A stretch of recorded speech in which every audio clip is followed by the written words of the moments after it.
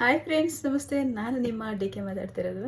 ಇವತ್ತಿಲ್ಲಿ ಏನು ಮಾತಾಡೋಕ್ಕೆ ಬಂದಿದ್ದೀನಪ್ಪ ಅಂತಂದರೆ, ಮುಖ್ಯವಾಗಿ ಒಬೇಸಿಟಿ ಬಗ್ಗೆ. ಸ್ನೇಹಿತರೆ ಎಷ್ಟು ಜನ ನನಗೆ ಕಾಲ್ ಮಾಡಿ ಕೇಳ್ತಾರೆ, ಮೇಡಮ್ ನಂದು ತೂಕ ಕಳ್ಕೋಬೇಕು, ಮೆಡಿಸಿನ್ ಇದೆಯಾ ಅಂತ. ಒಂದು ಮಾತ್ರ ದಯವಿಟ್ಟು ನೆನಪಿಟ್ಕೊಳ್ಳಿ, ನಾನು ಯಾವುದೇ ಕಾರಣಕ್ಕೂ ಮೆಡಿಸಿನ್ ಸೇಲ್ ಮಾಡಲ್ಲ. ನಮ್ಮ ಹತ್ರ ಮೆಡಿಸಿನೂ ಇಲ್ಲ. ನಮ್ಮ ಹತ್ರ ಇರೋದು ಒಂದೇ ಒಂದು ಅದ್ಭುತವಾದ ಪೌಷ್ಟಿಕ ಆಹಾರ ಬಿಟ್ಟರೆ ಕೆಲವೊಂದು ಕ್ರೀಮ್ಗಳು, ಹೇರ್ ಆಯಿಲ್ ಇತ್ಯಾದಿಗಳು. ಮತ್ತು ನಮ್ಮ ಹತ್ರ ಇರೋ ಪ್ರಾಡಕ್ಟ್ ಎಲ್ಲ ಪ್ಯೂರ್ ಆಗಿದೆ. ದಯವಿಟ್ಟು ಮೆಡಿಸಿನ್ ಅಂತ ಹೇಳಬೇಡಿ, ಇದು ಪೌಷ್ಟಿಕ ಆಹಾರ. ಆದರೆ ಒಂದು ಮಾತ್ರ ಸತ್ಯ, ಎಷ್ಟೋ ಮೆಡಿಸಿನ್ಗಳು ಮಾಡುವಂತಹ ಕೆಲಸಗಳನ್ನ ನಮ್ಮ ಒಂದು ಪೌಷ್ಟಿಕ ಆಹಾರ ಮಾಡ್ತಾ ಇದೆ ಅನ್ನೋದಕ್ಕೆ ಸಾಕ್ಷಿ ನಮ್ಮಲ್ಲಿರುವಂತಹ ಪ್ರತಿಯೊಬ್ಬರ ಗ್ರಾಹಕರ ಲೈವ್ ರೆಕಾರ್ಡ್, ಲೈವ್ ವಿಡಿಯೋಗಳು.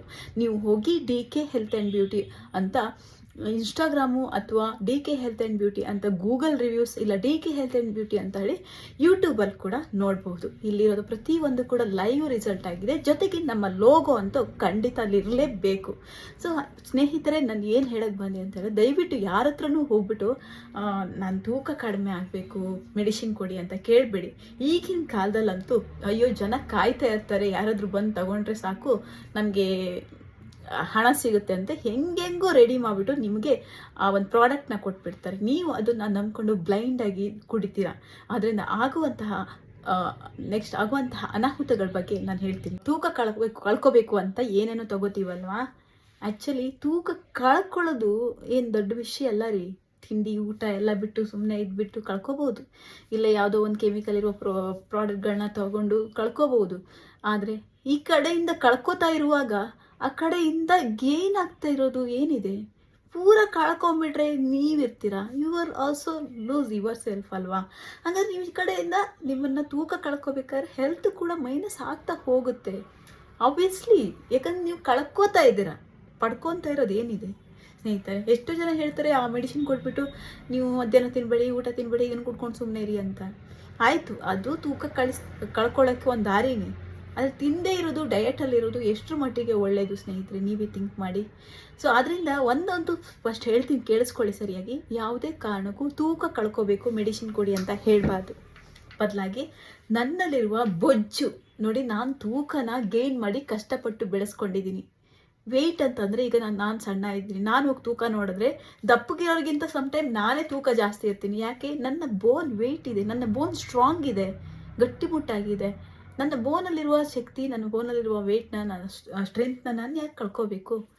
ಹೀಗೂ ಇರುತ್ತೆ. ಹೆಚ್ಚಿನ ಬೋನ್ ವೆಯ್ಟೇ ಜಾಸ್ತಿ ಇರುತ್ತೆ ಹೆಚ್ಚಿನವರಿಗೂ. ಇನ್ನೊಂದು ಹಿಂಗೆ ಹೇಳಿ, ನನ್ನ ಹತ್ರ ಜಾಸ್ತಿ ಬೊಜ್ಜು ಇದೆ, ಆದರೆ ಆ ಬೊಜ್ಜು ಬೇಡ ನನಗೆ. ನಾನು ಪಡ್ಕೊಂಡಿರುವಂಥ ಶಕ್ತಿ, ಎನರ್ಜಿ, ನನ್ನ ಬೋನ್ ವೆಯ್ಟು ನನಗೆ ಬೇಕು. ಓಕೆ, ನನ್ನ ವೆಯ್ಟ್ ನನಗೆ ಬೇಕು, ಆದರೆ ಬೊಜ್ಜು ಕರೆಸ್ಬೇಕು. ಆ ಬೊಜ್ಜಲ್ಲಿ ಎಷ್ಟು ವೆಯ್ಟ್ ಎಕ್ಸ್ಟ್ರಾ ಇದೆ ಅದು ಹೋಗಲಿ, ನನಗೆ ಪರವಾಗಿಲ್ಲ, ನನಗೆ ಬೊಜ್ಜು ಬೇಡ.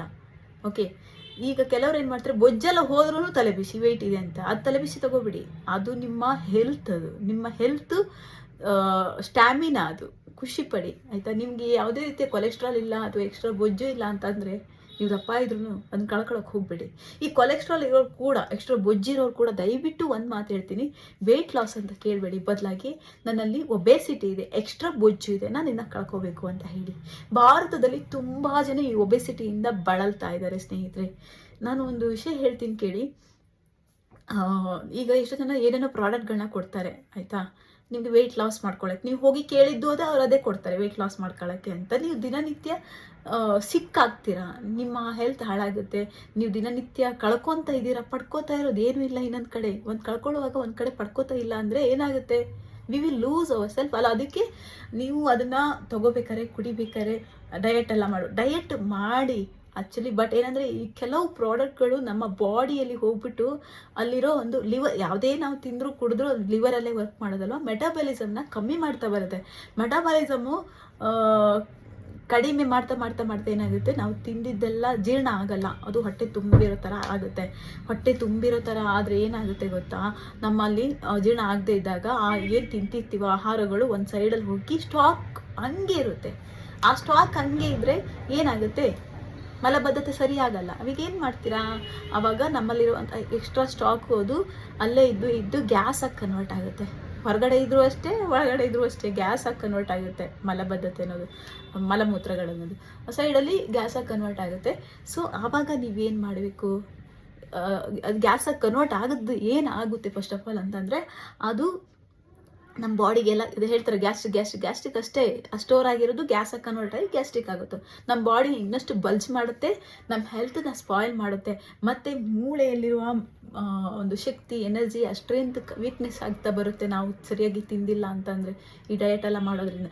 ಸೊ ನಾನೇನು ಹೇಳ್ತೀನಿ ಅಂದರೆ ಅದ್ರ ಬದಲಾಗಿ ಈ ಟ್ರಾನ್ಸ್ ಫ್ಯಾಟು ಮತ್ತು ಸ್ಯಾಚುರೇಟೆಡ್ ಫ್ಯಾಟ್ ಅಂತ ಬರುತ್ತೆ, ಅದನ್ನೆಲ್ಲ ನೀವು ಅವಾಯ್ಡ್ ಮಾಡಬೇಕು. ಸ್ಯಾಚುರೇಟೆಡು ಮತ್ತು ಟ್ರಾನ್ಸ್ ಫ್ಯಾಟ್ ಅವೆರಡು ನಮ್ಮ ಪ್ರಾಡಕ್ಟಲ್ಲಿ ಇಲ್ಲ, ಅವೆರಡನ್ನ ಅವಾಯ್ಡ್ ಮಾಡಬೇಕು. ನೀವು ಡಯಟ್ ಮಾಡೋದಲ್ಲ, ನೀವು ಡಯಟ್ ಅಂತ ಹೇಳಿ ಸಿಕ್ಬಿಟ್ಟಿದ್ದು ಏನು ತಿಂದೇ ಇರೋದಲ್ಲ, ಒಳ್ಳೊಳ್ಳೆ ಆಹಾರ ತಿನ್ನಬೇಕು ಸ್ನೇಹಿತರೆ, ಹೇಳ್ತೀನಿ ಇದ್ರ ಬಗ್ಗೆ. ಸೊ ನೀವೀಗ ಒಬೆಸಿಟಿನ ಕರ್ಸ್ಕೋಬೇಕು ಅಂತಂದರೆ ಏನು ಮಾಡಬೇಕು? ಮುಖ್ಯವಾಗಿ ಸಿಕ್ಕಿದ್ದೆಲ್ಲ ತಂದು ತಿನ್ನಬೇಡಿ. ನಾನು ಹೇಳಿದೆ ಇವಾಗ ಎಕ್ಸಾಂಪಲ್, ಏನಾಗುತ್ತೆ, ಮೆಟಾಬಾಲಿಸಮ್ ಕಮ್ಮಿ ಆಗುತ್ತೆ, ಜೀರ್ಣ ಆಗಲ್ಲ, ಮಲಬದ್ಧತೆ ಆಗುತ್ತೆ, ಗ್ಯಾಸ್ ಆಗುತ್ತೆ, ಸ್ಟೋರ್ ಆಗಿ ಪ್ರಾಬ್ಲಮ್ ಆಗುತ್ತೆ ಮುಂದೆ. ಸೊ ನೀವು ಏನು ಮಾಡಬೇಕಂದ್ರೆ, ನೀವೇನಾದರೂ ತಗೋತಾ ಇರಬೇಕಾದ್ರೆ ಬರೀ ಲಾಸ್ ಮಾಡ್ಕೊಳ್ಳೋದು ತಗೊಳ್ಳೋದಲ್ಲ, ಜೊತೆಗೆ ನಿಮ್ಮ ಆರೋಗ್ಯ ಈ ಕಡೆ ಗೇಯ್ನ್ ಆಗ್ತಾ ಇರಬೇಕು, ಆ ಕಡೆ ಒಬೆಸಿಟಿ ಕಡಿಮೆ ಆಗ್ತಿರ್ಬೇಕು. ಅಂಥ ಪ್ರಾಡಕ್ಟ್ಗಳು ಸಿಗ್ತಾವ? ಖಂಡಿತ ನಮ್ಮ ಭೂಮಿ ತಾಯಿಯಲ್ಲಿ ನಮ್ಮ ಹತ್ರನೇ ಇದೆ ಸ್ನೇಹಿತರೆ.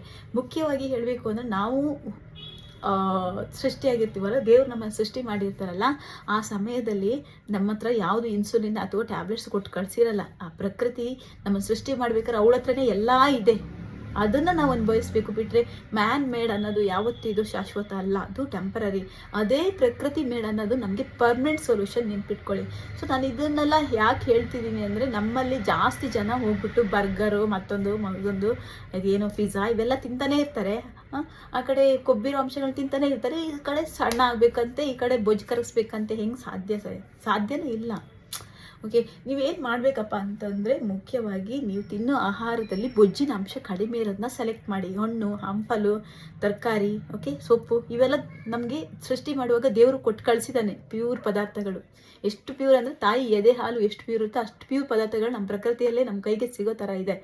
ಸೊ ಅದು ಬಿಟ್ಟು ಏನೇನೋ ಮನುಷ್ಯ ಮಾಡಿದ್ದು ತೊಗೊಂಡು ಹಾರ್ಟ್ ಅಟ್ಯಾಕು, ಬೊಜ್ಜು, ಮತ್ತೊಂದು ಎಲ್ಲ ಆಗಿ ಮನುಷ್ಯ ಹಾಳಾಗಿ ಹೋಗ್ತಾ ಇದ್ದಾನೆ ಅಷ್ಟೇ.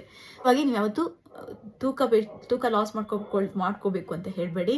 ತೂಕ ಲಾಸ್ ಮಾಡ್ಕೊತ ಇದ್ರೂ ಪರವಾಗಿಲ್ಲ, ನಿಮ್ಮ ಹೆಲ್ತ್, ಆರೋಗ್ಯನ ಇನ್ನೊಂದು ಕಡೆ ಪಡ್ಕೋತಾ ಇರಬೇಕು. ಏನು ಮಾಡ್ತೀರಾ? ಏನು ಆಪ್ಷನ್ ಇದೆ ಈ ಥರ ಅಂತ ಕೇಳ್ತೀರಾ? ಸರಿ ಸ್ನೇಹಿತರೆ, ಇದು DK45, ಓಕೆನಾ? ತುಂಬ ಜನನೂ ಕೇಳ್ತಾರೆ, DK45ಇಂದ ನಾನು ಸಣ್ಣ ಆಗ್ಬೋದಾ, ನನ್ನ ತೂಕ ಎಲ್ಲ ಕಳ್ಕೊಬೋದಾ ಅಂತ. ಆಬ್ವಿಯಸ್ಲಿ DK45ಇಂದ ಸಣ್ಣ ಆಗೋಕ್ಕಾಗಲ್ಲ, ದಪ್ಪ ಆಗೋಕ್ಕೂ ಆಗಲ್ಲ ಸ್ನೇಹಿತರೆ. ಇದಕ್ಕೆ ನೀವು ಏನು ಮಾಡಬೇಕಂತಂದರೆ, ಒಂದು ಮಾತ್ರ ಮಾಡ್ಬೋದು, ಇದು ಸಪೋರ್ಟ್ ಮಾಡುತ್ತೆ ನಿಜ. ಹೆಂಗೆ ಸಪೋರ್ಟ್ ಮಾಡುತ್ತೆ ಅಂದರೆ, ನೀವು ತೂಕ ಕಳ್ಕೊಳ್ಳೋಕ್ಕೆ ಅಂತ ಡಯಟ್ ಮಾಡೋ ಸಮಯದಲ್ಲಿ ನಿಮಗೆ ಯಾವುದೇ ರೀತಿಯ ತೊಂದರೆ ಆಗಬಾರ್ದು, ಅಡ್ಡ ಪರಿಣಾಮ ಬರಬಾರ್ದು, ನಿಮ್ಮ ಹೆಲ್ತ್ ಸ್ಪಾಯ್ಲ್ ಆಗಬಾರ್ದು, ನಿಮಗೆ ಹೆಲ್ತ್ ಗೇನ್ ಆಗ್ತಾ ಇರಬೇಕು ಆ ಕಡೆಯಿಂದ ಅಂತಂದರೆ, ನೀವು ಡಯಟ್ ಮಾಡ್ತಾ ಇದ್ರೂ ಕೂಡ ಇದನ್ನು ಕುಡಿತಾ ಇದ್ದರೆ ನಿಮಗೆ ತೊಂದರೆ ಆಗಲ್ಲ. ನೆನ್ಪಿಟ್ಕೊಳ್ಳಿ, ಇದು ಒಂದು ದಿನದಲ್ಲಿ ಆಗೋ ಕೆಲಸ ಅಲ್ಲ, ಸ್ವಲ್ಪ ಸಮಯ ಕೂಡ ಹಿಡಿತದೆ. ನೀವು ಇದನ್ನು ಕುಡಿತಾ ಇದ್ದಂಗೆ ನಿಮ್ಮ ಬಾಡಿಯಲ್ಲಿ, ನಿಮ್ಮ ಲಿವರಲ್ಲಿ ಮೆಟಾಬಾಲಿಸಮ್ ಜಾಸ್ತಿ ಮಾಡುತ್ತೆ. ಈ ಮೆಟಾಬಾಲಿಸಮ್ ಅನ್ನೋದು ನಾವು ತಿಂದ ಆಹಾರನ ಜೀರ್ಣ ಮಾಡೋದ್ರಲ್ಲಿ ಸಫಲವಾಗುತ್ತೆ. ಚೆನ್ನಾಗಿ ಜೀರ್ಣ ಮಾಡ್ತಾ ಇದ್ದರೆ, ಅಲ್ಲಲ್ಲಿ ಸ್ಟೋರ್ ಆಗಿಲ್ಲ ಅಂದರೆ, ಜೀರ್ಣಕ್ರಿಯೆ ಚೆನ್ನಾಗಾಯಿತು ಅಂದರೆ ನಿಮ್ಮ ಇಡೀ ಬಾಡಿ ಚೆನ್ನಾಗಿರುತ್ತೆ, ನಿಮ್ಮ ಆರೋಗ್ಯ ಚೆನ್ನಾಗಿರುತ್ತೆ. ಗ್ಯಾಸ್ಟ್ರಿಕ್ಕು ಮತ್ತೊಂದು ಯಾವುದೂ ಇರಲ್ಲ, ಮಲಬದ್ಧತೆ ಅನ್ನೋ ಸಮಸ್ಯೆ ಇರಲ್ಲ.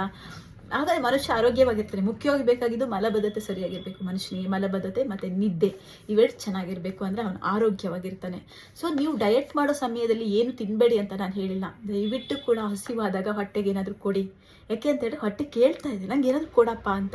ಆವಾಗ ಕೊಡುವಂಥ ಆಹಾರ ಕೂಡ ಕೆಮಿಕಲ್ ಇಲ್ಲದೆ ಇರುವಂಥದ್ದು ಅದ್ಭುತವಾದ ಪರಿಶುದ್ಧವಾದ ಹಣ್ಣು, ಹಂಪಲು, ಇಲ್ಲ ಚಿಕನ್ ತಿನ್ಬೋದು, ಪ್ರೋಟೀನ್ ಅದು, ಬಟ್ ಜಾಸ್ತಿ ಬೇಡ. ಸೊ ಆಮೇಲೆ ಇದು ಫಿಶ್ಶು, ಆಮೇಲೆ ಎಗ್ಗು, ಇಲ್ಲ ಇವೆಲ್ಲ ಪ್ರೋಟೀನ್, ಓಕೆ. ಆಮೇಲೆ ಇಲ್ಲಾಂದರೆ ಈ ಹಣ್ಣು, ಹಂಪಲು, ತರಕಾರಿ, ಕಾಳು ಇಂಥದ್ದೆಲ್ಲ ಕೊಡಿ ಬಾಡಿ ದೇಹಕ್ಕೆ. ಸೊ ಉಪವಾಸ ಇರಬೇಡಿ, ಜ್ಯೂಸ್ ಕುಡೀರಿ, ಈ ಥರದ್ದೆಲ್ಲ ಮಾಡಿ. ಸೊ ಏನಂದರೆ, ಸ್ವಲ್ಪ ರೈಸ್ ಕಮ್ಮಿ ಮಾಡಿ, ಕಾರ್ಬೋಹೈಡ್ರೇಟ್ ಕೂಡ ದಪ್ಪ ಸ್ವಲ್ಪ ಬೊಜ್ಜು ಬರಲಿಕ್ಕೆ ಕಾರಣ ಆಗುತ್ತೆ. ಹಾಗಾದರೆ ಅದನ್ನು ಕಮ್ಮಿ ಮಾಡಿ. ಸೊ ಒಳ್ಳೆ ಆಹಾರಗಳನ್ನ ನೀವು ಕೊಡ್ಬೋದು. ನೀವು ತಿಂದೇ ಇದ್ದರೆ ಹೆಂಗಾಗುತ್ತೆ ಯೋಚನೆ ಮಾಡಿ. ನೀವು ತಿಂದೇ ಇದ್ದರೆ ಅಲ್ಲಿ ಮತ್ತಷ್ಟು ಗ್ಯಾಸ್ಟ್ರಿಕ್ ಆಗುತ್ತೆ. ಬಾಡಿಗೆ ಆಹಾರ ಕೊಡಲೇಬೇಕು. ಬಟ್ ಈ DK45 ಕುಡಿಯುವಾಗ ನಿಮ್ಮಲ್ಲಿ ಯಾವುದೇ ಎನರ್ಜಿ ಕಡಿಮೆ ಆಗಬಾರ್ದು, ರೋಗ ನಿರೋಧಕ ಶಕ್ತಿ ಕಡಿಮೆ ಆಗಬಾರ್ದು, ನಿಮ್ಮಲ್ಲಿ ಹೆಲ್ತ್ ಲೂಸ್ ಆಗಬಾರ್ದು. ಡಯಟಲ್ಲಿ ಇರ್ತೀರಲ್ಲ, ಸರಿಯಾಗಿ ತಿಂತೀರೋ ಇಲ್ವೋ ಅಂಥ ಟೈಮಲ್ಲಿ ನಿಮಗಿದು ತುಂಬ ಹೆಲ್ಪ್ ಆಗುತ್ತೆ. ಒಂದು ವೇಳೆ ನೀವು ಬ್ರೇಕ್ಫಾಸ್ಟ್ ಸ್ಕಿಪ್ ಮಾಡಿ ಕೂಡ ಇದನ್ನು ಕುಡಿಬೋದು. ಇದರಿಂದ ಹೆವಿ ಎನರ್ಜಿ ಬರೋದ್ರಿಂದ ಒಂದು ಸ್ವಲ್ಪ ಹೊತ್ತು ಹಸು ಆಗಲ್ಲ, ಆದರೆ ಆಮೇಲೆ ಚೆನ್ನಾಗಿ ಜೀರ್ಣಕ್ರಿಯೆ ಆಗುತ್ತೆ, ಹಸಿವೇನೂ ಆಗುತ್ತೆ. ಸೊ ನಿಮ್ಮ ಎನರ್ಜಿನೂ ಕೂಡ ಇನ್ಕ್ರೀಸ್ ಆಗಿರುತ್ತೆ. ಎನರ್ಜಿ ಯಾವುದೇ ಕಾರಣಕ್ಕೂ ಕಡಿಮೆ ಆಗಲ್ಲ, ಇನ್ಕ್ರೀಸ್ ಆಗಿರುತ್ತೆ. ನಿಮ್ಮ ಬೋನ್ ಇನ್ನಷ್ಟು ಗಟ್ಟಿ ಆಗ್ತಾ ಹೋಗುತ್ತೆ, ನಿಮ್ಮ ವಿಟಮಿನ್ಸ್ ಇನ್ನೂ ಚೆನ್ನಾಗಿ ಬಾಡಿಗೆ ಕೊಡುತ್ತೆ. ನಿಮ್ಮ ಈ ಬರುವಂಥ ಹಲವಾರು ರೀತಿಯ ಈ ಲೈಫ್ ಸ್ಟೈಲ್ ಸಂಬಂಧಪಟ್ಟ ಕಾಯಿಲೆಗಳು ದೂರ ಇರುತ್ತೆ. ನಿಮ್ಮ ಕೂದಲಿಂದ ಹಿಡಿದು ನಿಮ್ಮ ಕಾಲಿನ ಬೆರಳಿನ ತನಕ ಇದು ಕೆಲಸ ಮಾಡ್ತಾ ಇರುತ್ತೆ. ಎಲ್ಲ ಥರದ್ದು ಕ್ಯಾಲ್ಸಿಯಂ ಆಗಲಿ ಮತ್ತೊಂದಾಗಲಿ ಈಗ ಕೆಲವರಿಗೆ ಥೈರಾಯ್ಡ್ ಇರ್ಬೋದು, ಇಲ್ಲ ಮೈಗ್ರೇನ್ ಇರ್ಬೋದು, ಇಲ್ಲ ಕಾಲು ನೋವು ಇರ್ಬೋದು, ಬೆನ್ನೋವು ಇರ್ಬೋದು, ತಲೆನೋವು ಇರ್ಬೋದು, PCOD ಇರ್ಬೋದು, ಲೈಂಗಿಕ ಸಮಸ್ಯೆ ಇರ್ಬೋದು, ಇಡೀ ಬಾಡಿಯಲ್ಲಿ ಏನೇನು ಲೈಫ್ ಸ್ಟೈಲಿಗೆ ಸಂಬಂಧಪಟ್ಟ ಕಾಯಿಲೆ ಇದೆ ಎಲ್ಲದಕ್ಕೂ ಒಳ್ಳೆಯದು. ಬಟ್ ಮಿತಿ ಮೀರಿದ ಮೇಲೆ ತಗೊಳ್ಳೋದಲ್ಲ.